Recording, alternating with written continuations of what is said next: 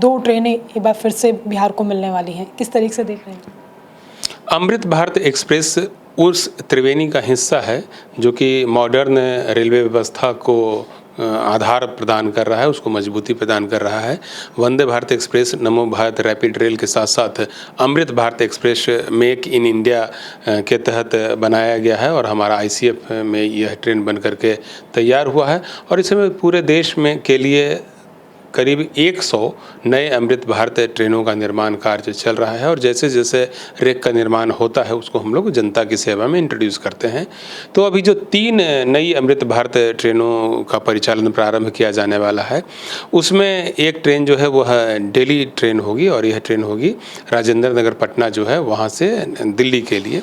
दूसरी ट्रेन जिसका परिचालन साप्ताहिक आधार पर किया जाने वाला है वह है दरभंगा से चल करके लखनऊ गोमती नगर के लिए और तीसरी ट्रेन मालदा टाउन से वाया बिहार होते हुए उसको हम लोग चला रहे हैं गोमती नगर लखनऊ के लिए। तो इन 3 ट्रेनों के साथ जो देश में अमृत भारत एक्सप्रेस ट्रेनों की संख्या है वह बढ़ करके 6 हो जाएगी।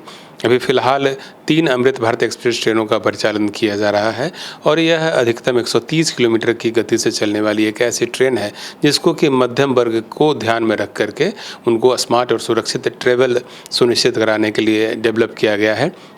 इस ट्रेन में जितने भी कोचेज हैं सभी नॉन एसी हैं, स्लीपर क्लास और जनरल क्लास की सीटें इसमें प्रदान की गई है और यह काफ़ी इकोनॉमिकल सेवा है क्योंकि इसमें 500 रुपये प्रति 1000 किलोमीटर के हिसाब से किराया स्ट्रक्चर जो है वह तय किया गया है। ये जो अमृत भारत एक्सप्रेस इसमें कई ऐसी सेवाएं हैं जो कि सिर्फ और सिर्फ भारत की जो दूसरी ट्रेनें में सिर्फ वंदे भारत और नमो भारत रैपिड रेल में देखी जाती है।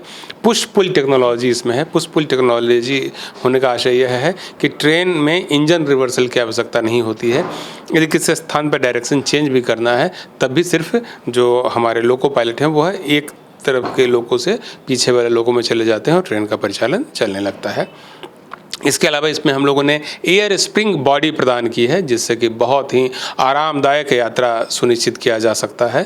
इसमें हम लोगों ने असिस्टेड ब्रेक सिस्टम लगाए हैं, वैक्यूम एवेक्यूएशन सिस्टम है, सील्ड गैंगवे की फैसिलिटी दी गई है। ये सारी फैसिलिटी वैसे ही है जैसे कि वंदे भारत एक्सप्रेस और नमो भारत रैपिड रेल में है।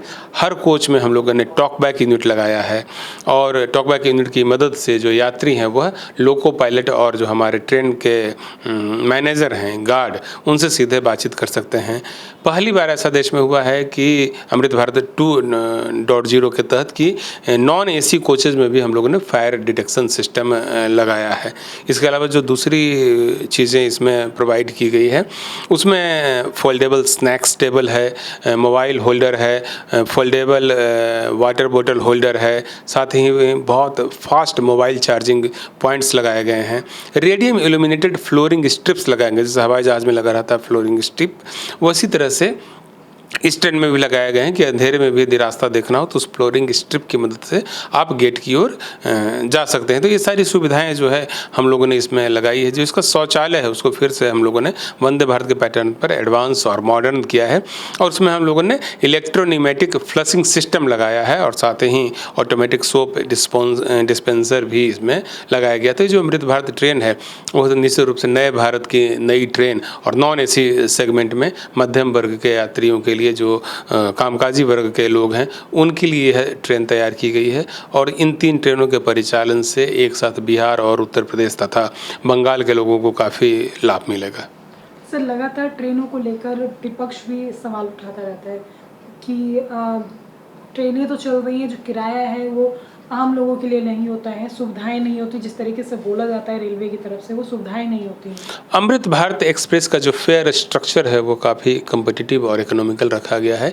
1000 किलोमीटर की दूरी तय करने के लिए इसमें जो किराया है जनरल क्लास में वो 500 रुपये के आसपास है। तो आप इसी से समझ सकते हैं कि इसका किराया कितना कम है और साथ ही स्लीपर क्लास इसमें है। तो ये जो मेन फोकस है वह है आम आदमी या कहिए कि आम लोगों की आवश्यकताओं की पूर्ति करने के लिए, ट्रेवल संबंधी उनकी ज़रूरतों को पूर्ति करने के लिए इस अमृत भारत एक्सप्रेस को कंसेप्चुलाइज किया गया है और उसी के हिसाब से मेक इन इंडिया टेक्निक के तहत जो अपनी टेक्निक है, अपने देश की टेक्निक है, उसके तहत इसको विकसित किया गया है।